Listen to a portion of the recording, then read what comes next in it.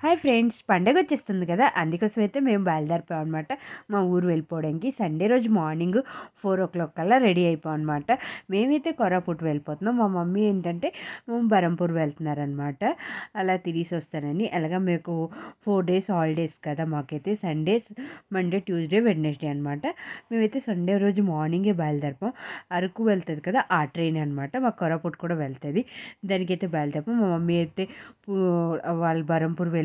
మేమైతే కొరాపుట్ బయలుదేరిపోం. మాతో పాటు మా పిన్ని, మా తమ్ముడు కూడా వచ్చారనమాట. వాళ్ళైతే అరకు వెళ్ళడానికి వచ్చారు. ఇప్పుడు హాలిడేస్ ఉన్నాయి కదా పిల్లలందరికీ, ఫుల్ క్రౌడ్ ఉంది. ప్రతి ట్రైన్లో జనాలు ఉన్నారనమాట. ఎందుకంటే సంక్రాంతి సెలవు కదా, అందరూ ఊర్లు వెళ్ళిపోతున్నారు. మాకైతే సీట్ కూడా బాగా దొరకలేదనమాట. కంజెస్టెడ్గా కూర్చున్నాం.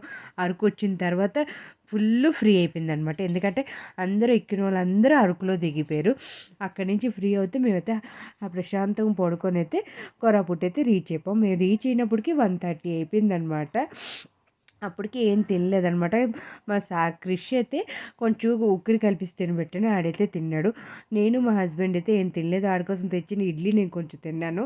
మా హస్బెండ్ అయితే ఏం తినలేదు, ఆకలిస్తుంది తిందాం అనగానే ఫస్ట్ అయితే బస్ స్టాండ్లో సమోసా అయితే తినేసామన్నమాట. తినేసి ఇంటికైతే వచ్చేసాం.